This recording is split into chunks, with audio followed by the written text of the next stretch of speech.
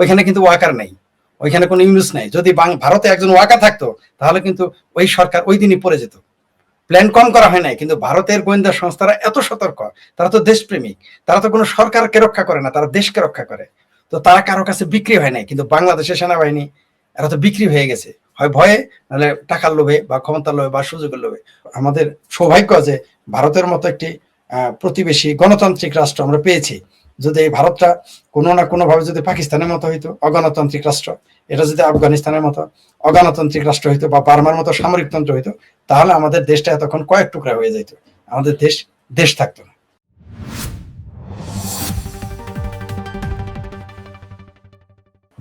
বিরোধী পক্ষ চাচ্ছিল কিছু লাশ, বাংলাদেশের মতো কিছু কয়েকটা লাশ হলেই সারা ভারতে আন্দোলন ছড়িয়ে দিত। প্রথমে আমার মনে হয়েছে যে বিজেপি সরকার বা তাদের জোট সরকার পদত্যাগের ইচ্ছা তাদের খুব একটা ছিল না। তারা তো দেখলো যে পুলিশ দিয়েও পেটানো যাচ্ছে না, তখন একটা ঝুঁকি তো নিতে হবে।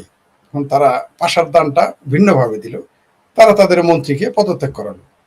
এটা পরিকল্পিত। তারা আরো কিছু করতে পারতো, তারা আরো স্ট্রং, তারা আরো শক্ত অবস্থানে যেতে পারতো, অথবা তারা তাদের নিজের দলের লোকদের সহযোগিতা চাইতে পারতো। রাজনৈতিক মিছিল যদি আরএসএস এবং বিজেপিও মাঠে নেমে যেত, তাহলে তো আবার এনে যদি 5,000 10,000 এত কিছু করতে পারে, তাহলে তারা তো আসতো লাখে লাখে, 50 লাখ চলে আসতো, তখন কি হইতো? কিন্তু সরকার সেই ঝুঁকিতেও যায় নাই, তাহলে আন্তর্জাতিকভাবে তারা চাপে পড়তো।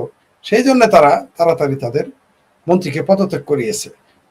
পারলে আরো কিছু করতে পারতো, অ্যাকশনও যেতে পারতো, পদত্যাগ না করিয়ে তাদের দলের লোক নামাতে পারতো, ভিন্ন প্রকারে তারা আরো বহুবিধ পদ্ধতি নিতে পারতো, কোনো সন্দেহ নেই। কিন্তু তারা সেই ঝুঁকি নেয় নাই। তারা আপাতত তারা কিন্তু জানে এখানে কিন্তু শেষ হবে না। এই যে আপনি যেটা বললেন যে নরেন্দ্র মোদীজির ক্যারিশমাটিক যে নেতৃত্ব, এবং দেখেন আপনি এই যে সোশ্যাল মিডিয়া যে কত শক্তিশালী, সেটাও কিন্তু আমরা দেখলাম। মাত্র 3 মিনিটের একটা ভিডিও প্রথমে, তারপরে 1 থেকে 13 মিনিটের ভিডিও, পুরো আন্দোলন প্রায় নিস্তেজ হয়ে গেছে। সব ককরোচ মোটামুটি এতই দুর্বল হয়েছে যে ককরোচ আর চলতে পারতেছে না। মানে পেস্টিং, মানে তার 2 ভিডিওতেই পেস্টিং, মনে হয় যে একটা ঘরে তো ককরোচ ছিল, সেখানে কেউ পেস্টিং করে খালাস করে দিয়েছে, বিষয়টা এরকম। আর একটা জিনিস আপনি খেয়াল করেন যে নরেন্দ্র মোদীর জনপ্রিয়তা এবং নরেন্দ্র মোদীর যে কনফিডেন্ট এবং তার যে কৌশল, দেখেন সবসময় কিন্তু তিনি বলতেন ভাই বলে সম্বোধন করতেন বা জনতা বলে সম্বোধন করতেন। এই প্রথম কিন্তু তিনি বলেছেন ফ্রেন্ডস, মাই ফ্রেন্ডস বলে তিনি শুরু করেছেন। মানে সেখানে কিন্তু নতুনত্ব নিয়ে এসেছেন। আর বেশি লম্বা বক্তব্য দেয় নাই কিন্তু, আমাদের মতো ঘন্টার পর ঘন্টা মানুষকে বুঝাইতে জানি, 3.5 থেকে 4 মিনিট। এবং এগুলো সব পৃথিবীর সকল সামাজিক যোগাযোগ মাধ্যমে, পৃথিবীর সকল রেকর্ড তিনি ব্রেক করেছেন, ভেঙে ফেলেছেন। যে এত ভিউজ, মানে এটা যদি ধরেন ওইখানে যদি প্রফেশনাল মুড থাকতো, মানে রেমিটেন্স আনার মুড থাকতো, তাহলে কত ডলার আসতো। এটা একটা অনেকে মজা করেছে আর কি, যদি একটা প্রধানমন্ত্রী তো এটা করতে পারেন না, তাই না? তো আপনি যেটা বলেন, আমিও ওই রাতের মধ্যরাতের বক্তব্যটা আমিও বেশ কয়েকবার আমি দেখেছি, বুঝার চেষ্টা করেছি, কারণ আমি হিন্দি খুব কম বুঝি, তো কম বুঝলেও একেবারে যে বুঝি না তা না, বারবার চেষ্টা করেছি যে পুরোটা আয়ত্ত করতে, যে আসলে তিনি কি বুঝাতে যাচ্ছেন। জি, ফরিদ। ওইখানে তিনি দেখেন আপনি যে আহ্বান জানিয়েছে, তিনি চেক এন্ড ব্যালেন্স ওইখানেও করেছেন, কিন্তু একই সাথে ছাত্রদের শুভেচ্ছা জানিয়েছেন, তাদের আন্দোলনকেও সমর্থন করেছেন, তাদের দাবি মেনে নিয়েছেন। পাশাপাশি তিনি কিন্তু হুমকিও দিয়েছেন, ঠিক যেমন যারা প্রশ্নপত্র ফাঁস করেছে তাদের শাস্তি দেবেন, এবং একটু কিন্তু ইশারাতে বলেও দিয়েছেন যারা অনাকাঙ্ক্ষিত পরিবেশ সৃষ্টি করার চেষ্টা করেছে তাদেরও ছাড় দেওয়া হবে না, এটাও কিন্তু তিনি ইশারাতে বলেছেন। কিন্তু এই ককরোচদের আন্দোলনের একটা অদ্ভুত জিনিস দেখেন, এরা কেন্দ্রীয় শিক্ষামন্ত্রী পদত্যাগ চাইল এবং করার। ফরিদ ভাই আপনাকে একটু স্মরণ করায়, বা আমিও ভুলে যাব, নরেন্দ্র মোদীর প্রথম বক্তব্যটা সোশ্যাল মিডিয়ায় ঠিক ওই রাতেই সোনম ওয়াংচুক তিনি অনশন ভঙ্গ করেছেন। এই আন্দোলনের প্রাণ ভ্রমরা, কিন্তু এই আন্দোলনের প্রাণ ভ্রমরা ছিলেন তিনি, মানে বড় মাছটাই কিন্তু ওই রাতেই শিকার হয়ে গেছে, প্রেশার করতে হয়নি, এমনিতেই তিনি হয়ে গেছেন, সরে গেছেন, যে সেখানে সহিংসতা হচ্ছে, সেখানে প্রাণহানির সম্ভাবনা আছে, আন্দোলনটা আসলে এখন আর সুস্থ নেই, এটা তিনি অনুধাবন করতে পেরেছিলেন, কিংবা তাকে বুঝাতে পেরেছিলেন। এটা কিন্তু ভারতের গণতন্ত্রের সৌন্দর্য। আপনি যেমন এখানে এটা যেমন ওদের বিজয়, তারা বলতেছে এটা তাদের বিজয়, কোনো সন্দেহ নেই, যারা আন্দোলন করেছে তাদের বিজয়, কোনো সন্দেহ নেই। তেমনি এটা কিন্তু ভারত সরকারেরও বিজয়, এমনকি সবচেয়ে বড় কথা এটা ভারতের বিজয়। অর্থাৎ নরেন্দ্র মোদীও যদি জয়ী হয়ে থাকেন আন্দোলন নিস্তেজ করে দিয়ে, আর আন্দোলনকারীরা যদি আন্দোলন করে সফল হয়ে থাকেন, দুইটাই ভারতেরই বিজয়। এটাই তাদের। ভাই আমি বলি, যদি এইভাবে বলি বিষয়টা যে জনগণের বিজয়, তো ওই জনগণের সরকার, সেই সরকারের বিজয় অলরেডি পুরো জাতিরই বিজয়। একটা বিশাল মানে কি বলে জটিল মুহূর্ত, জটিল সমস্যা সমাধান করতে পেরেছেন তারা দক্ষতার সাথে। এই ক্রাইসিসটা আরো ভয়ঙ্কর হতে পারত ইন্টারন্যাশনালি, এটা আরো এটা ধীরে ধীরে আরো এর ব্যাপ্তি আরো বাড়াতে পারতো, এবং অলরেডি হয়েছিল। আপনাকে একটা তথ্য দেই, ওই মুহূর্তে 250 মোস্ট ওয়ান্টেড ছিল ওইখানে উপস্থিত, এবং এগুলো গোপন ক্যামেরায় সব ধারণ করা হয়েছে। এগুলো সোনাম ওয়াংচুককে দেখানো হয়েছে যে এরা তো ছাত্র নয়। মানে দিল্লির পুলিশের, মানে ভারতীয় পুলিশের খাতায় যারা মোস্ট ওয়ান্টেড তারা ছিল 250। তাদের কাজকে ওইখানে যত সিসি ক্যামেরা তো ছিলই। ভারত ওই দিন, এরা তো জান আন্দোলন হবে, এরা কিন্তু বিশেষ ক্যামেরা বসিয়ে রেখেছিল, বিশেষ ক্যামেরা, যেটা কেউ জানে না। সেখানে এসেছে, সেটা তারা পর্যালোচনা করেছে, এবং সেটা কেন্দ্রীয় স্বরাষ্ট্রমন্ত্রীর কাছে চলে গেছে, ভারতের প্রশাসনের কাছে, সবার কাছে এটা রয়েছে। সে 250 ওই দিনই, যেদিন অনশনটা ভঙ্গ করালো, সেই দিনের ঘটনা এটা। তো এটা ভারতের অনেকেই চেষ্টা করেছে এটাকে, কেউ কেউ মনে করেছে বাংলাদেশের মতো ঘটনা ঘটবে, কিন্তু ওটা তো ভারত।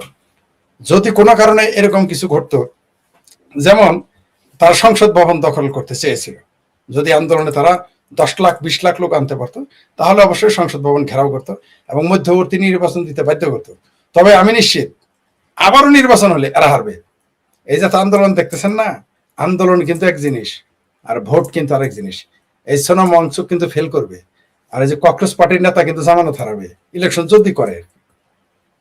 আর জামানত হারে, একটাও কিন্তু নির্বাচনে হালে পানি পাবে না, ফেল করবে।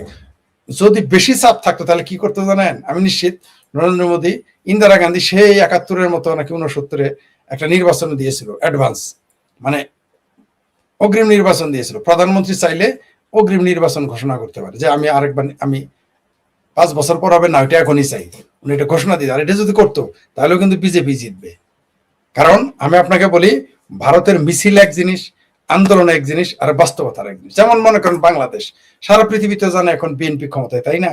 কিন্তু কোনো কারণে যদি এখানে ইলেকশন হয়, আওয়ামী লীগকে ঠেকাইতে পারবে না, এটা বাংলাদেশ সবাই জানে। এই আর্মি চলে গেলে নির্বাচন দিতে হবে না, শুধু আর্মি, ওয়াকার সাহেব, এই যে আমার ভাবির পোলাদের মামা, শুধু বেড়াকে ফিরে গেলে আওয়ামী লীগের আন্দোলন আপনি ঠেকাইতে পারবেন। এটা তো রিয়েলিটি, এটা আমরা জানি। তো ভারতের ব্যাপারটা এরকম। আমি সবচেয়ে বেশি জানি আমার দেশ আর ভারত সম্পর্কে, আমি সবচেয়ে বেশি গবেষণা করি। অন্য দেশের আমি এত জানি না, অন্য দেশ সম্পর্কে কম বেশি জানি, কম বা একটু জানি বা পড়ি, কিন্তু এই দুইটা দেশ সম্পর্কে একেবারে কম জানি। নিজের দেশ সম্পর্কে তো জানি, বরং কিছু কিছু ক্ষেত্রে আমার দেশের চাইতে আমি ভারত সম্পর্কে বেশি জানি। যেমন আমি ভারত, বাংলাদেশের আপনার আমি সব, মানে ওখানে আছে 29টি রাজ্য, তাদের আরো প্রেসিডেন্ট শাসিত অঞ্চল আছে। 29টি রাজ্য সম্পর্কে বলতে বললে আমি কম বেশি খোঁজ খবর রাখি, কিন্তু আমার বাংলাদেশে কিন্তু 29টা জেলা খবর আপনার বলতে পারবো না। সেই হিসাবে আমি বলতে চাই যে আমি বাংলাদেশের চাইতে ভারতের খবরটা বেশি জানি। যদি এখানে আপনার নরেন্দ্র মোদী বা বিজেপি সরকার বা তার সরকার, তার জোট সরকার যদি মনে করতো যে আমরা অ্যাডভান্স নির্বাচন চাই, আমরা অগ্রিম নির্বাচন চাই, আগাম নির্বাচন চাই, তাহলে দেখতেন এদের হলকম শুকে যাবে। আপনি নিশ্চিত থাকেন, এই যে কংগ্রেস পার্টি আন্দোলন করলো, এরা কিন্তু আবার ঘোষণা দিয়েছে যে এরা নাকি কখনো নির্বাচনে যাবে না। মানে আপাতত তারা ঘোষণা দিয়েছে তারা কোনো আন্দোলন, মানে তারা সব সময় যে কোনো সরকারের বিরোধিতা করবে। অলরেডি কেরালা সরকারের বিরুদ্ধেও কিন্তু কংগ্রেস পার্টি মিছিল করতেছে, নরেন্দ্র মোদীর বিরুদ্ধে যেমন হয়েছে না এই মুহূর্তে, মানে আজকে এই মুহূর্তে কেরালা সরকারের বিরুদ্ধে ওইখানেও প্রশ্নপত্র ফাঁস হয়েছে। শুধু পাঞ্জাবে হচ্ছে না, পাঞ্জাবেও কিন্তু এই মাসের সম্ভবত 10-12 দিন আগে, এই 10-12 দিন আগে এই পাঞ্জাবেও কিন্তু প্রশ্নপত্র ফাঁস হয়েছে। সেটা নিয়ে কিন্তু আন্দোলন করতেছে। বিহারে আন্দোলন হয়েছে। জি, তাহলে এটা কিন্তু ফরিদ ভাই, আরেকটা বিষয় একটু বলে রাখি, যেহেতু আজকে লাইভটা দীর্ঘ করবো না, আগেই বলে দিয়েছি আপনি অসুস্থ আছেন। ওই ভারতের এই আন্দোলনটার প্রসঙ্গে আরেকটা জিনিস আপনারা লক্ষ্য করেছেন কিনা, যেটা আমি লক্ষ্য করেছি, আমি শুরু থেকে ভাবছিলাম যে ওই একজন মানুষ, এখনো কিছু বলেনি, কোনো মন্তব্য করেনি। বলছি তার কথা, তিনি শেষ 24 ঘন্টায় আন্দোলনের সাথে আরো একজন যুক্ত হয়েছিলেন, হিন্দুত্ববাদী স্বেচ্ছাসেবী সংগঠন যাদেরকে আরএসএস বলা হয়, সে আরএসএস এর প্রধান মোহন ভগবত। তিনি শেষ 24 ঘন্টায় সক্রিয় হয়েছিলেন। তিনি বলেছেন, চাপিয়ে দেওয়া নয়, আলোচনায় যান, নির্দেশ নয়, কাছে ডেকে জেনজিকে বোঝাতে হবে। তার এ বক্তব্যের পরই কি বেরিয়ে এলো সমাধান? আপনার কি মনে হয় ফরিদ ভাই? কোনো সন্দেহ নাই, আরএসএস বিজেপির উপরে যথেষ্ট প্রভাব রাখে এবং মূলত এই যারা নেতা সৃষ্টি হয়ে এসেছে, এমনকি এখন যে শিক্ষামন্ত্রী হলো তিনিও আরএসএস এর পয়দা মানে আরএসএস থেকে শিক্ষা গ্রহণ করেছেন, আরএসএস এর মতবাদের। নরেন্দ্র মোদী কই থেকে আসছে? উনিও আরএসএস এর। তো আরএসএস নিজে রাজনীতি করে না, কিন্তু তারা তো কিং মেকার, তাদের যথেষ্ট প্রভাব রয়েছে সরকারের উপর। মানে বিজেপি নেতৃত্বের ফ্যাক্টরি বলা যায়, আমরা এইভাবে বলি নাকি? বিজেপির নেতৃত্ব পয়দা হয় আরএসএস থেকে, এটা সত্য। অধিকাংশই নেতা সেখান থেকে এসেছেন, তাদের মন মানসিকতার, তাদের ফিলোসফিকে ফলো করে। সুতরাং তাদের তো একটা প্রভাব থাকবে। মনে করেন একটা স্কুল, তা আপনি সেই যে স্কুল থেকে পড়ে আসলেন, আমরা তিনজন যদি একটা স্কুল থেকে পড়ে আসি, সেই স্কুলের প্রিন্সিপালের কথা তো কম বেশি শুনতেই হবে। আর সেটা হলো রাজনৈতিক স্কুল, মানে আরো মানে যদি সেটা হয় রাজনৈতিক স্কুল, শুনতে বাধ্য। তারপরেও তাদের সাথে ওনার বক্তব্যটা একটু খেয়াল করেন, চাপিয়ে দেওয়া নয়, আলোচনায় যান, নির্দেশ নয়, কাছে ডেকে জেনজিকে বোঝাতে হবে।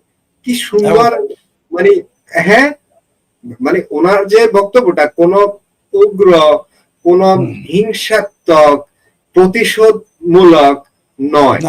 রাইট, আমি শুনেছি বক্তব্যটা, এমনকি সেটা এবং তার বডি ল্যাঙ্গুয়েজ আমি দেখেছি ভগৎ সিং এর, আরএসএস এর প্রধানের, তিনি স্বাভাবিকভাবে কথাটা বলেছেন এবং খুবই স্বাভাবিক, অ্যাগ্রেসিভ না। অ্যাগ্রেসিভ হলে তো তারা মাঠে নেমে যেত। তবে এটা ঠিক, বিজেপি সরকার যদি সংকটে পড়ে, আরএসএসই কিন্তু মাঠে নামবে এবং তাদের রক্ষা করবে, কোনো সন্দেহ নেই।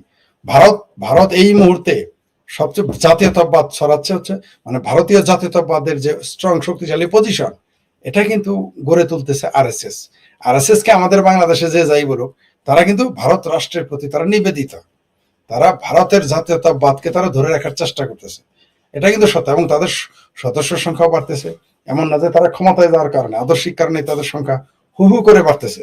আরএসএস এর সদস্য সংখ্যা হু হু করে বাড়তেছে, কল্পনারও বাইরে যাদের সংখ্যা কিভাবে বাড়তেছে। এবং তারা আদর্শিক ভাবে, এমন না যে তারা দল করার জন্য, আদর্শিক ভাবে তাদের যে তারা মূল্যায়ন ওইভাবে করে তাদের কর্মীদের।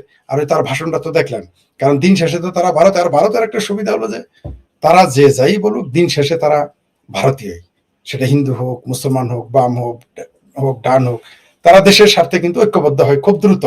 তারা দেশের বৃহত্তর স্বার্থে দ্রুত ঐক্যবদ্ধ হয়। তার সর্বশেষ দৃষ্টান্ত আমরা রাশিয়াকে নিয়ে দেখলাম। রাশিয়া কিন্তু ঘাঁটি যখন করল, মানে রাশিয়ার সৈন্য কিন্তু এখন ভারতে আছে প্রায় 4 থেকে 5,000। সর্বদলীয় সিদ্ধান্ত কিন্তু এটা, সবাই স্বাক্ষর করেছে। এই ব্যাপারে কেউ সমালোচনা করেন। সরকারের টু শব্দটি করতে দেখেন, এটা মনে হয় কি মানুষ জানেই না। 5,000 সৈন্য একটা, কারণ বহির্বিশ্বের সৈন্য আপনার দেশে আনলে অবশ্যই আপনি সকল রাজনৈতিক দলের মত ছাড়া তো এটা আপনি পারবেন না। আপনি তো সংসদে একক সংখ্যাগরিষ্ঠ হইলেও পারবেন না। সর্বসম্মতিক্রমে সেই রাশিয়ার সাথে তাদের সামরিক চুক্তি, তারা এখানে সৈন্য এসেছে। পাশাপাশি আমাদের জননেত্রী শেখ হাসিনাকে যে তারা ভারত সরকার যে অতিথি হিসেবে রেখেছেন, এখানেও কিন্তু সর্বদলীয় সম্মতি রয়েছে। যারা যে যাই বলুক, ভারতের সর্বদলীয় সম্মতি, আবার বলতেছি সর্বদলীয় সম্মতি। অর্থাৎ যারা মনে করতেছে বিজেপি সরকার চলে গেলেই শেখ হাসিনাকে ধরে আনবে আর ফাঁসিতে ঝোলাবে, অতনালি আদেশের না, ওইখানে সর্বদলীয় সম্মতি। বরং কংগ্রেস সরকার যদি আসে, আওয়ামী লীগের সাথে সম্পর্ক আরো ভালো হবে। এই দেশের মানুষ এটা জানেই না। এই দেশের যারা এই যে সিংকুবাম এবং যারা আন্দোলন করে, এটা জানেই না যে ধরে নেন যে বিজেপি সরকার 29 সালে থাকলো না, বা এই কালকের ওই পরশুর আন্দোলনে পতন হয়ে গেল, কিছুই হইতো না। বরং আওয়ামী লীগের ওই সরকারের সাথে ইন্দিরা গান্ধীর যে নাতি আছে রাহুল গান্ধী, তার সাথে সম্পর্ক তারা ভালো, আরো মজবুত হইতো। এটা আরো ধারণাই করতে পারে নাই, একটু বুঝতে পারে নাই যে কি করতে পারে। তবে ভারত পৃথিবীতে 2টা দেশ গণতন্ত্রের উদাহরণ দেয়। একটা আমেরিকা, সারা পৃথিবীতে গণতন্ত্রের উদাহরণ 2টা দেশ, একটা হলো আমেরিকা, একটা হলো ভারত। তো আমাদের সৌভাগ্য যে ভারতের মতো একটি প্রতিবেশী গণতান্ত্রিক রাষ্ট্র আমরা পেয়েছি। যদি এই ভারতটা কোনো না কোনো ভাবে যদি পাকিস্তানের মতো হইতো অগণতান্ত্রিক রাষ্ট্র, এটা যদি আফগানিস্তানের মতো অগণতান্ত্রিক রাষ্ট্র হইতো বা বার্মার মতো সামরিকতন্ত্র হইতো, তাহলে আমাদের দেশটা এতক্ষণ কয়েক টুকরা হয়ে যেত, আমাদের দেশ থাকতো না। জি, ধন্যবাদ। ফরিদ ভাই, একটু এইটা তাহলে পাকিস্তানের কথা যখন নিয়ে আসলেন, পাকিস্তান তার দেশের মানুষের উপরে কি পরিমাণ হামলা করছে এবং কি পরিমাণ মানুষ প্রতিদিন নিহত হচ্ছে, সামরিক কর্মকর্তারা নিহত হচ্ছে, সৈনিকরা নিহত হচ্ছে, পুলিশ নিহত হচ্ছে, মসজিদে বোমা হচ্ছে, কি এক ভয়াবহ অবস্থা, এবং তাদের আইন শৃঙ্খলা বাহিনী তাদের মানুষকে মেরে ফেলছে। আবার দিল্লিতে এত বড় একটা আন্দোলন হয়ে গেল, সেখানে পুলিশ কাউকে ওই ধরনের আক্রমণ করেনি, আর্মি করেনি, আধা সামরিক বাহিনী করেনি, হ্যাঁ ওই ধরনের কিছুই ঘটেনি, কোন ধরনের রক্তপাত ছাড়াই সাকসেসফুলি এত বড় একটা আন্দোলনকে মিনিমাইজ করে ফেলেছে আলোচনার মাধ্যমে। পাকিস্তানে এই কাজটা তারা করতে পারে না। আচ্ছা, এইবার আপনাকে বলছি আমি, ঠিক দিল্লির আন্দোলনকে আপনারা বারবার বলছিলেন সবাই যে ঢাকার 24-এর আন্দোলন প্রায় সেম, উৎখানটা ঠিক একই ধাঁচে একই ছাঁচে ওইভাবেই উঠে আসছে। এখন এই যে তখনকার আওয়ামী লীগের যে সরকার ছিল বাংলাদেশে, তারা কেন ব্যর্থ হলো? তারা কেন এই যে আজকে বিজেপির সরকার এই সময় এসে যে সিদ্ধান্ত নিয়েছে, যে পলিসি নিয়েছে, আওয়ামী লীগ সরকার নিতে পারলো না কেন? ওদের তো প্রথম দাবিটা ছিল কোটা, তারপরে সেটা বেড়ে যখন 6 জন মারা গেল তখন তারা দাবি করলো স্বরাষ্ট্রমন্ত্রীর পদত্যাগ। এরপরে গেল তারা এক দফায়, যখন আরো লাশ পড়লো, যেভাবেই পড়ুক, লাশ কিভাবে পড়ছে এটা তো এখনো আপেক্ষিক, অনেক আলোচনা, অনেক তদন্তের ব্যাপার আছে। তো এরা কেন ব্যর্থ হয়ে গেল? তারা কেন এই মানে বুদ্ধিদীপ্ত সিদ্ধান্ত নিতে পারলো? এটা আমার সাথে আপনি সংক্ষেপে, এটা বাংলাদেশটি আলোচনা করতে চাই না, তবুও এসে গেল। জি, এজন্য এটা অনেকে আমার সাথে দ্বিমত পোষণ করতে পারে। সরকার, আওয়ামী লীগ সরকার, আমার কাছে এখন পর্যন্ত যত তথ্য আছে, আওয়ামী লীগ সরকারের পতন ঘটতই তাদের এরপরে প্ল্যান বি ছিল, প্ল্যান সি ছিল, প্ল্যান ডি ছিল। অর্থাৎ আওয়ামী লীগের সরকার পতন আপোষ করলো স্বরাষ্ট্রমন্ত্রীর। এটা বাংলাদেশ না, বাংলাদেশে যেমন ওইখানে কিন্তু ওয়াকার নেই, ওইখানে কোনো ইউনুস নাই। যদি ভারতে একজন ওয়াকার থাকতো তাহলে কিন্তু ওই সরকার ওই দিনই পড়ে যেত। প্ল্যান কম করা হয় নাই, কিন্তু ভারতের গোয়েন্দা সংস্থারা এত সতর্ক, তারা তো দেশপ্রেমিক, তারা তো কোনো সরকারকে রক্ষা করে না, তারা দেশকে রক্ষা করে। তো তারা কারো কাছে বিক্রি হয় নাই। কিন্তু বাংলাদেশের সেনাবাহিনী এরা তো বিক্রি হয়ে গেছে, হয় ভয়ে, নাহলে টাকার লোভে বা ক্ষমতার লোভে বা সুযোগের লোভে ভয় পেয়ে গেছে। আপনি বাংলাদেশের সেনাবাহিনীকে কালকে যদি পৃথিবীর কোনো দেশ নির্দেশ দেয়, হুকুম মানতে বাধ্য। আপনি জানেন যে পাকিস্তান যখন আফগানিস্তানে আক্রমণ করতে আপত্তি করছিল যে তারা আক্রমণ করবে না, তাদের সরাসরি বলা হয়েছিল যে হয় ডলারের বস্তা নাও, যুদ্ধে যাও, আর তা না হয় তোমরা পাথর যুগে চলে যাবে। সুর করে গিয়ে এই আফগানিস্তানের বিরুদ্ধে যুদ্ধে তারা যেতে বাধ্য হয়েছে। তো তারপর আপনার 1980-র দশকে জিয়াউল হকের সময় তখন বলা হয়েছিল তোমরা ডলারের বস্তা খুলে দিয়েছিল, তোমরা আমেরিকার হয়ে কাজ করো, তোমরা রুশ বাহিনীকে হটাও, সোভিয়েত ইউনিয়নের বাহিনীর আফগানিস্তান থেকে হটাও। তারা টাকার বিনিময়ে কাজ করেছে। কিন্তু ভারতের সেনাবাহিনীকে তো আপনি কিনতে পারবেন না। ভারতের একজন সেনাবাহিনীর কথা বলেন তো, কর্মকর্তা যার বাড়ি কানাডা আছে। ভারতের একজন সেনা কর্মকর্তার নাম বলেন যার বাড়ি অস্ট্রেলিয়ায়। ভারতের একজন কর্মকর্তার নাম বলেন যার বাড়ি আমেরিকায়। একজন আপনি খুঁজে পাবেন না। কিন্তু পাকিস্তানের সব সেনা কর্মকর্তার বাড়ি অতীতেও ছিল, এখনো আছে, ভবিষ্যতেও থাকবে। তো আপনি তো ভারতের সেনাবাহিনীকে তো কেনা যায় না। যদি কেনা যায় তো ওইখানে ওইটা ঘটাই ফেলতো, এই জন্য পারে নাই। আর শেখ হাসিনা যদি জননেত্রী শেখ হাসিনা যদি স্বরাষ্ট্রমন্ত্রীকে পদত্যাগ করাইতেন, কাজ হইতো না। কারণ তাদের পরিকল্পনাটা একেবারে 11th আওয়ার, তারা বুঝিয়ে ফেলেছিল, ওটা পারা যাইতো না। অনেকে আমাকে বলেছে যে এই যে ভারতের উদাহরণ দেয় বা আপনি দিলেন, আমি এটার সাথে একমত না। পতন ঘটতোই, তখন তারা plan B, plan C, plan D প্রয়োজনে তখন শেখ হাসিনাকে হত্যা করতো, ঘটাইতো। আমি তাহলে আপনাকে বলি, সেদিন প্ল্যান ছিল বহুবিধ। যদি তারা আন্দোলনে সফল না হইতো, শুনেন, কোথাকার কোন ভিপি নুরা, কোথাকার কোন গালফোলাম তারেক, কই রাশেদ, এরা কারা? এরা আন্দোলন করতেছে, এদের পিছনে খুঁটির জোর ছাড়া কার পক্ষে সম্ভব ছিল? যেখানে বিএনপির লোক মাঠে নামতে পারে না, যেখানে জামাত মাঠে নামতে পারে। আপনি বলেন তো যে জুন মাসের আগে জামাত মাঠে নামে মিছিল করেছে? বিএনপি মিছিল করেছে, কেসি গেটের মধ্যে পয়সা থাকতো, রিজভি নামই হয়ে গেছিল কেসি গেট, বিএনপির নেতার অফিস থেকে বেরোতে সাহস পায় নাই। তো সেখানে কই থেকে কোন সলিমুদ্দি কলিমুদ্দি কেসকি বান্দির পোলার আইসে একটা সরকার পতন ঘটাইলো? আপনি কি এটা কি মনে করেছেন এমনি হয়েছে?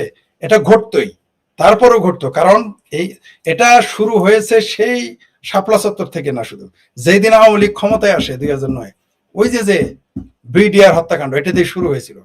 আওয়ামী লীগ সরকারকে শুরুর দিন থেকে ফেলে দেওয়ার চেষ্টা করা হয়েছিল, ঠিক যেমন নরেন্দ্র মোদী সরকারকে যেদিন সে ক্ষমতায় আসে 2014 সালে এ পর্যন্ত 25টা বড় ষড়যন্ত্র করা হয়েছে, বড় বড় ষড়যন্ত্র, সব মিলে বোধহয় 40টা হবে, বড় বড় ষড়যন্ত্র করেছে, 25টা ব্যর্থ হয়েছে। আওয়ামী লীগের শুরু থেকে বিডিআর হত্যাকাণ্ড কি আপনি মনে করেছেন এমনি করা হয়েছিল? শেখ হাসিনা সরকারকে ফেলে দিতে চেয়েছিল, তারপরে যে রোহিঙ্গা 12 লাখ ঢুকাইলো, শেখ হাসিনাকে ফেলে দিতে চেয়েছিল। এগুলো বিভিন্ন প্রক্রিয়ার মাধ্যমে তারা আসছে, বিভিন্ন ইস্যু নিয়ে আসছে, পারে নাই। শেষ মুহূর্তে 2018-তে একটা কই থেকে এক আন্দোলন সৃষ্টি করলো ওটা, তারপরে তারা আস্তে আস্তে সবাইকে কিনে নিল, সেনাবাহিনীকে পকেটে নিয়ে নিল, আন্দোলন হয়ে গেল।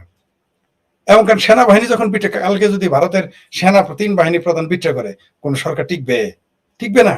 কিন্তু ভারতে তো ওটা পারে নাই, তাই ওটা কোনো সম্ভব না এবং পারবেও না ভবিষ্যতে এইভাবে।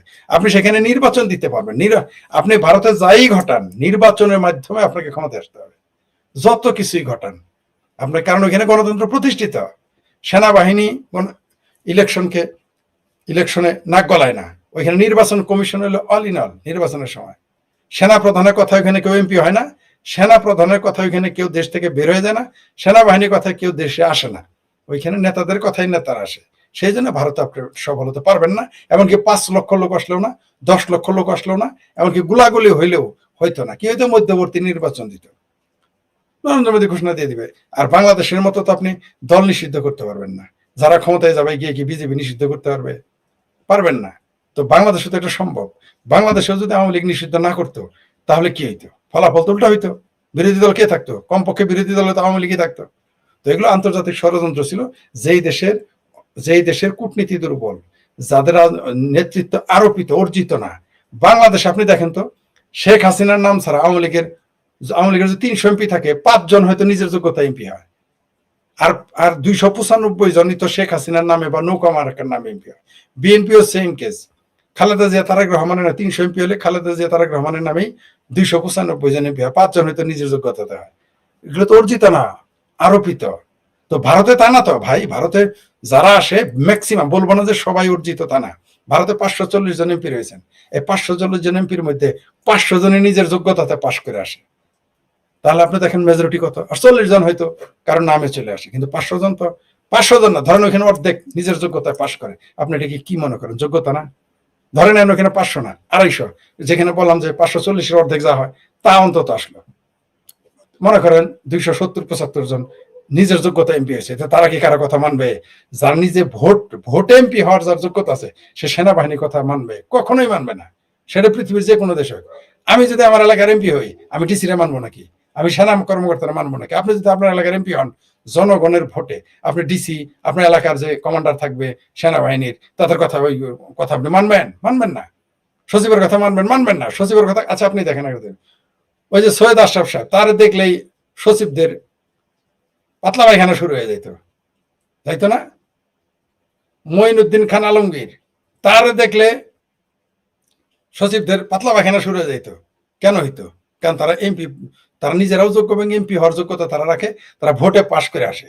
আপনি দেখেন তো, আপনি দেখেন বিএনপিরও ছিল, বিএনপির যারা এরকম বড় বড় 2-4 জন নেতা ছিল না, তারা কি সচিবদের পাত্তা দিত না? তো কারণ কি? তারা নিজের যোগ্যতায় পাশ করে। নিজের যোগ্যতায় বাংলাদেশে যারা এখন হয়েছে তারা কারা? এই দেশের প্রধানমন্ত্রী মুসলেখা প্রধানমন্ত্রী, এই দেশের বিরোধী দল মুসলেখা দিয়ে আসছে, তো তারা সেনাবাহিনীর কথা বলেন। কিন্তু ভারতে কাউকে মুসলেখা দিয়ে আসে না।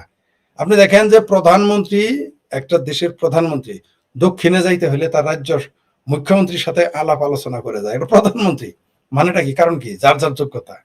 আপনি দেখেন নাই যে 15 বছর মমতা ব্যানার্জি ক্ষমতায় ছিল, কি অবস্থা হয়েছিল? সরকারি দলের কথা বলতে পারছে? কারণ ওইখানে যার যার যোগ্যতা দিয়ে তারা ক্ষমতায় আসে, যখনই আসুক, যেভাবে আসুক।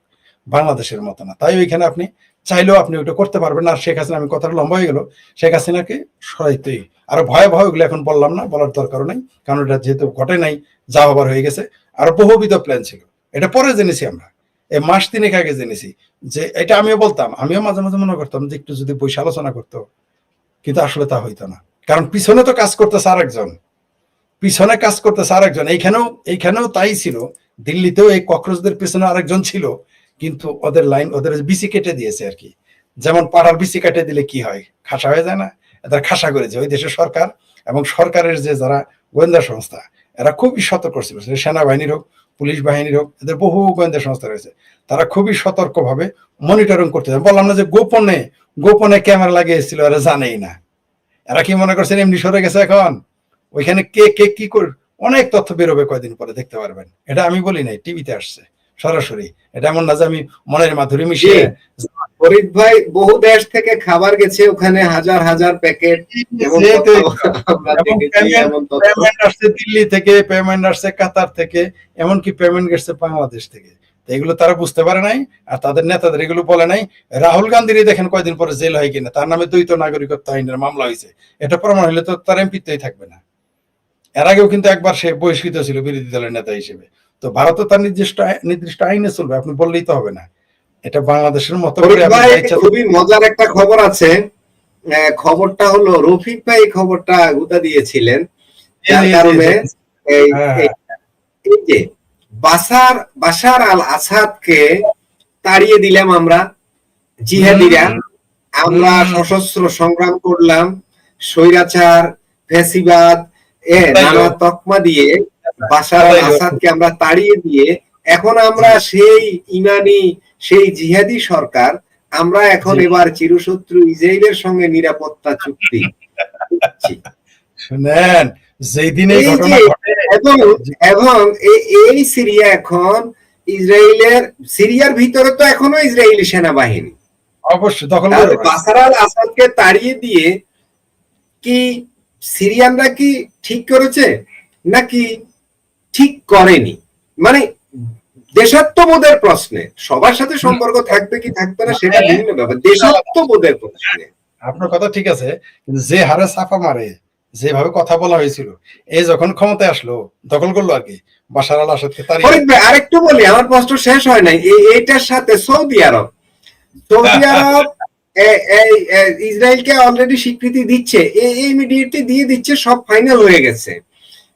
মার্কিন যুক্তরাষ্ট্রের সাথে একটা পরমাণু চুক্তি হচ্ছে, পরমাণু প্ল্যান করবে, বিদ্যুৎ উৎপাদন করবে, হ্যান্ড ট্যান এগুলো।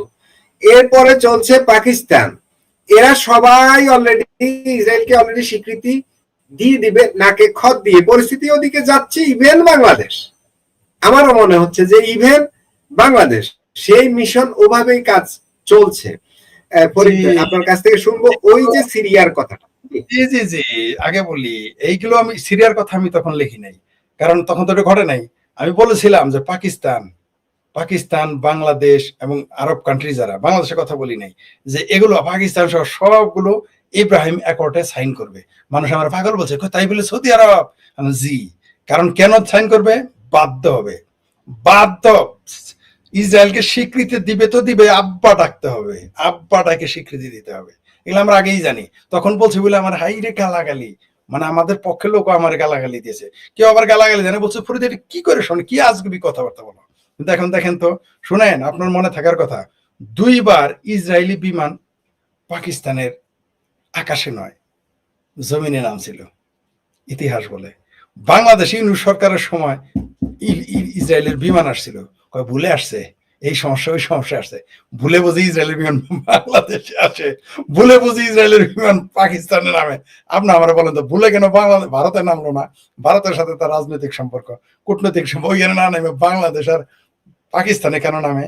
তখনই আমি বলেছিলাম, তারও আগে, বিমান নামার আগেই বলেছিলাম যেগুলো হয়ে যাবে। কারণ শোনেন, আপনার যদি মেধা না থাকে, যোগ্যতা না থাকে, প্রযুক্তি না থাকে, জ্ঞান না থাকে, বিজ্ঞান না থাকে, গণতান্ত্রিক অবস্থা না থাকে, ওই দেশ কোনোদিনই টিকতে পারবে না। ওই দেশের কোনো ভ্যালুই নাই। এই যে দুবাই এত ধনী, কি লাভ? সৌদি আরব এত ধনী, কি লাভ?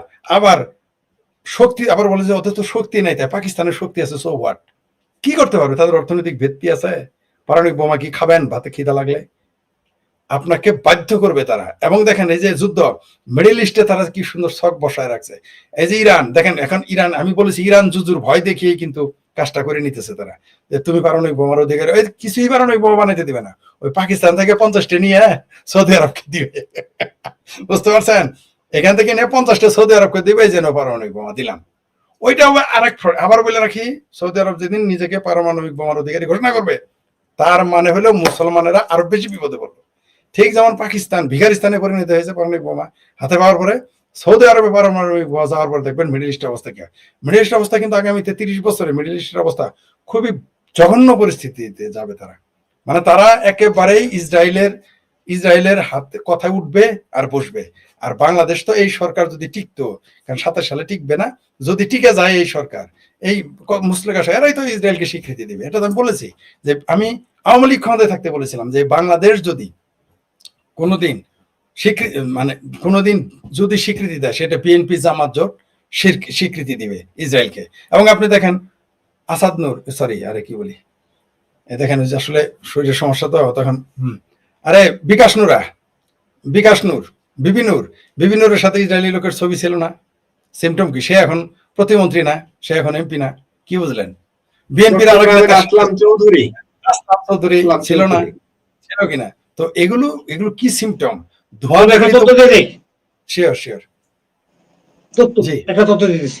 আসাদুরের ব্যাপারে বর্তমান সরকারের এমপি ডক্টর রেজা কিবরিয়া, আসাদুর না নুরুল হক, কিন্তু উনি কিন্তু সাংবাদিক সম্মেলনে নিজে বলছে যে সে নিশ্চিত করে বলছে যে সে হলো নুরুল হক নুরু ইসরায়েলের মুসাদের এজেন্ট। উনি সাংবাদিক সম্মেলনে বলছে। সুতরাং বলেন এখন। ধন্যবাদ। জি রফিক ভাই, কথা তো ওটাই যে ফরিদ ভাই আমি যেটা বলছিলাম যে সিরিয়াতে ওই সরকারকে তাড়িয়ে দিয়ে যে জিহাদিরা, আমি ওই যে জুব্বা ওই যে পাগড়ির কথা বলছি, যে এদের হাত ধরেই তো ইসরায়েলের স্বীকৃতিটা আসছে, এদের হাত ধরেই তো সিরিয়ার ভূমি ইসরায়েলকে দিয়ে দেওয়া হয়েছে এই জুব্বাওয়ালারা। কিন্তু ওই কোট্টাইওয়ালা ওই যে কি বলেন এই বাশার আল আসাদ, সে তো দেয়নি। এখন পাকিস্তান, সৌদি আরব এবং বাংলাদেশও দিতে হবে, যেটা দেখছি আমরা পরিস্থিতি। তো শেখ হাসিনা বা বঙ্গবন্ধুরা তো দেয়নি, দিতেছে কারা? ওই ইসলামিস্টরা, ওই জুব্বা, ওই পাগড়িওয়ালারাই তো। একটা উদাহরণ দেই, আর একটা ছোট্ট উদাহরণ দেই। আপনার কি মনে হয় 2001-এ নিজামী হইলো, জামাতের হইলো তখন শিল্পমন্ত্রী, বিএনপি জামাত জোট সরকার ক্ষমতায়, আদমদি জোট মিল কোনোদিন আওয়ামী লীগ সরকার বন্ধ করতে পারতো? সম্ভব ছিল? কখনোই ছিল না। কাকে দিয়ে করেছে? বিএনপিকে দিয়ে। এই বাংলাদেশকে যদি ইসরায়েলকে স্বীকৃতি দেওয়াইতে হয়, তাহলে তো এদেরকে আনতে হবে। আপনি দেখবেন 1 সপ্তাহ থেকে 1 মাসের মধ্যে কখন বুঝবেন পাকিস্তান স্বীকৃতি দিতে যাচ্ছে? হঠাৎ করেই দেখবেন পাকিস্তানের মৌলবীদের সুর পাল্টে যাবে। এছাড়া জিহাদি না, সারাদিন গালাগালি করে, এরা হুট করে বলবে যে ইসরায়েল তো মুসলমানদেরই ভাই ছিল, ইহুদিরা তো নবীরও জায়গা দিয়েছিল। তখন ওই যে আরে সেই মদিনার সনদের দোহাই দিবে, এই যে মদিনায় নবী দেখো অসম চুক্তি করেছিল, এই জন্য আমরা, যেমন বাংলাদেশ এখন বলে না যে দেশের স্বার্থে গম বেশি দামে কিনতেছি, তখন বলবো ইসলামের স্বার্থে ইসরায়েলের সাথে চুক্তি করা হচ্ছে। দেখেন আপনি, এই ধরনের ফতোয়া খুব শীঘ্রই বাংলাদেশেও আসবে। অলরেডি জামাতের নেতা বলছে না যে আমেরিকা তার পরীক্ষিত বন্ধু, আমেরিকার আরেক বন্ধুকে ইসরায়েল। আচ্ছা, আমি যদি বলি যে যে মাসুদ ভাই আর রফিক ভাই আমার পরীক্ষিত বন্ধু, তাহলে আমার বন্ধুরা কি আপনারা শত্রু মনে করবে? বলেন আগে। অথবা আপনি যখন ঘোষণা করবেন শেখ ফরিদ আপনাদের দুইজন আমজনতার বন্ধু, তাহলে আমজনতার যারা বন্ধু তারা কি আমার দুশ্মন মনে করবে? তাহলে আমেরিকার বন্ধুকে, পরীক্ষিত বন্ধুকে জামাতের আমেরিকা, আর আমেরিকার পরীক্ষিত বন্ধুকে ইসরায়েল, ডালমে কুছ তো কালা হয়। এখন এদের দিয়েই করবে, কারণ আওয়ামী লীগ দিয়ে কি যে এখন যে চুক্তিটা হয়েছে, এটাকে আওয়ামী লীগ দিয়ে করানো সম্ভব ছিল না। তেমনি ইসরায়েলের স্বীকৃতি কি আপনি আওয়ামী লীগ দিয়ে করাইতে পারবেন? আওয়ামী লীগ তো 71 সালে সাহস পায় নাই করতে। আওয়ামী লীগ তো 71 সালে 72 সালে স্বীকৃতি। ইসরায়েল আমাদের প্রথম স্বীকৃতি দানকারী দেশ, কিন্তু আমরা সেটা স্বীকার করি নাই। কেন? যে আওয়ামী লীগকে বলবে ইহুদির দল, কিন্তু আওয়ামী লীগকে কিন্তু এখনো ইহুদির দল বলেই, হিন্দুর দল বলেই ঠেকাইতে পারে না। এই অপবাদ কিন্তু ঠেকাইতে পারে নাই। বরং তখন যদি ইসরায়েলের দেওয়া স্বীকৃতি মেনে নিত, অবশ্য ছোট মুখে বড় কথা হইতো, আওয়ামী লীগকেই তো বলে হিন্দুত্ববাদী, ওদের ভাষায় আওয়ামী লীগই তো হিন্দুত্ববাদী, আওয়ামী লীগকে হিন্দুত্ববাদী বলা হয়। তো তখনই যদি ইসরায়েলের সাথে সম্পর্ক থাকতো, বঙ্গবন্ধু মারা যাইতই না। যেমন হিন্দুত্ববাদী দল বলে আওয়ামী লীগকে। আওয়ামী লীগ যদি সত্যি আসলে ভারতের সাথে, ভারত আওয়ামী লীগকে নিজের লোক মনে করে, কিন্তু আওয়ামী লীগের অনেকেই ভারতকে নিজের লোক মনে করে না। ঠিক ভারত যেরকম আওয়ামী লীগকে আপন মনে করে, আওয়ামী লীগেরও যদি ওরকম আপন ভারতকে মনে করতো, কারো বাবার ক্ষমতা ছিল না আওয়ামী লীগের বাইরে বাংলাদেশের ক্ষমতায় আসে, কারো বাবার ক্ষমতা ছিল না। এবং আগামী যদি কোনোদিন আওয়ামী লীগের নেতা কর্মীরা মনে করে, এখনো মনে করে না, শুনেন এখন উচিত কথা বললে আওয়ামী লীগের লোকে ধরো আমার কালকে থেকে আমার বাইন তালাক দিব, আমার ফলোয়ার হয়ে যাবো। উচিত কথা কি জানেন, ওই যে শেখ হাসিনা এখন আশ্রয় দিয়েছিল বলে ভারত পালা, তারপরে মনে মনে যদি আর 2 বছর শেখ হাসিনা কি ক্ষমতায় না আসতে পারে, এই আওয়ামী লীগের লোক বলবে যে এই 2024-এর 5ই আগস্ট এটা ভারত ঘটাইছে। এই আওয়ামী লীগেরাই বলবে, এই আওয়ামী লীগেরাই বলবে, আপনি নিশ্চিত থাকেন, নিশ্চিত থাকেন এটা বলবে। আর 2 বছর যদি ক্ষমতার বাইরে থাকে, এমনকি ভবিষ্যতেও যে বলবে না তার কোনো গ্যারান্টি নাই। মনে করেন যে ডিসেম্বর মাসের জন্য শেখ হাসিনা ঘোষণা দিয়েছেন আসতেছেন, যদি 27 সালে আওয়ামী লীগ ক্ষমতায় আসে, আওয়ামী লীগের অনেক লোক বলবো 2024-এর 5ই আগস্ট ভারত ঘটাইছে। আর যারা বিরোধী দল তারা তো বলবেই যখনই যেই দিনই জননেত্রী শেখ হাসিনা 27 সালে মনে করেন ক্ষমতা নিল, আওয়ামী লীগ ক্ষমতা আসলো, এই যে ভাবির পোলা গ্রুপ জামাত বিএনপি, এদের দেখুন চোখের পর্দা পাল্টে দেবে। এরা বলবে কি 2024-এর 5ই আগস্ট ভারতে ঘটাইছে যাতে আওয়ামী লীগের জনপ্রিয়তা নষ্ট হয়ে গেছিল, ঠিক করার জন্য এগুলো ওরাই করছে, এগুলো বলবে তারা। আপনি দেখেন বলবে 32 নম্বর, বলবে যে 32 নম্বর ইয়ে ভাঙাইছে, ভাঙাইছে, ভারত ভাঙাইছে, এই আওয়ামী লীগের লোকেরা বলবো। শুধু বিএনপি জামাত তো উল্টে যাবে, এরাই বলবে যে এগুলো ভাঙাইছে ভারতের। এমনকি 2-4 জন আওয়ামী লীগের লোকও বলবে এটা ভারত করাইছে। দেখেন আপনি, মানে যদি আবার বলি, ভারত যেভাবে বাংলাদেশ আওয়ামী লীগকে আপন মনে করে, ওইভাবে যদি আওয়ামী লীগের সমর্থকেরা নেতারা ভারতকে ভালোবাসে, আপন মনে করতো, তাহলে বাংলাদেশ আওয়ামী লীগের আপনি কোনোদিন ক্ষমতার বাইরে রাখতে পারবেন না, প্রশ্নই আসে না। ভাই যেটা বলছেন এটা আমি অবিশ্বাস করি না, কারণ আওয়ামী লীগের ভিতরে 15 বছর 17 বছর কোন নীতি আদর্শের চর্চা হয়নি। আওয়ামী লীগ এক উদ্ভট, আওয়ামী লীগ বিএনপি হতে চেয়েছে, বিএনপি জামাত হতে চেয়েছে, আমার কাছে ঠিক এমনটা মনে হয়েছে, অথবা আওয়ামী লীগই জামাত হতে চেয়েছিল, হেফাজত হতে চেয়েছিল। আই এগ্রিড যে জামাত বিএনপি আওয়ামী লীগ বিএনপি হতে চাইছে, আর বিএনপি বেশি বেশি জামাত হইতে চাইছে। অসাধারণ একটা বাক্য বলেছেন আপনি, আমি আপনার সাথে আমি এগ্রি করি। এই কথা বললে আমার অনেকে গালাগালি করে, ঠিক আছে, তারপরেও আমি সাহস করে মাঝে মাঝে বলি যে আসলে বাংলাদেশের রাজনীতির সমীকরণটা এরকম হয়ে গেছিল। আমরা তো কারো সন্তুষ্টির জন্য কথা বলি না, আমাদের যা সত্য তা বলতে হবে। নিঃসন্দেহে আমরা মুক্তিযুদ্ধের পক্ষের। আওয়ামী লীগ আমাদের সারাদিন গালি দিল, আমাদের বাইন তালাক দিল, আমরা মুক্তিযুদ্ধের পক্ষেই আমরা ছিলাম, আছি এবং থাকবো। আগেও ছিলাম, এখনো আছি, ভবিষ্যতেও থাকবো। কিন্তু সত্যটা তো বলতে হবে, না হলে তো সমস্যা। আপনি গায়ে দেওয়ার সাবান আর কাপড় ধোয়ার সাবান তো এক না। এক কি লাক্স সাবান দিয়ে মানুষ কাপড় ধয়, কি কাপড় ধয়, আর আলমের পচা সাবান দিয়ে কি গাল ধয়? নিশ্চয় দুইটার দুই কাজ। আমরা ভাই আলমের পচা সাবান, ওরা হইলো লাক্স সাবান, যারা আওয়ামী লীগ করে তারা লাক্স সাবান, তারা গায়ে দিয়ে গোসল করুক, আমরা কাপড়ের ধোয়া সাবান হয়েই থাকি।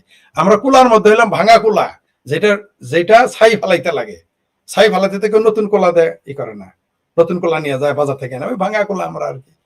এখন আমরা জেনে শুনে বিষ করেছি পান, আমাদের তো ভাই বিকল্প নেই, মুক্তিযুদ্ধের পক্ষে তো আর কোনো দল নাই। আমরা মনে করি যে যাই বলুক মুক্তিযুদ্ধের বঙ্গবন্ধুর পক্ষে থাকতেই হবে, জয় বাংলা স্লোগানের পক্ষে থাকতেই হবে, বাংলাদেশের পতাকার পক্ষে থাকতেই হবে, 72 সংবিধানের পক্ষে থাকতেই হবে। আমাদের আর কিছু করে, আমরা বাধ্য, আমরা থাক, আমাদের তো ক্ষমতায় থাকলো, আমাদেরকে সুযোগ দিলেও পরিবর্তন হবে না। জি ফরিদ ভাই,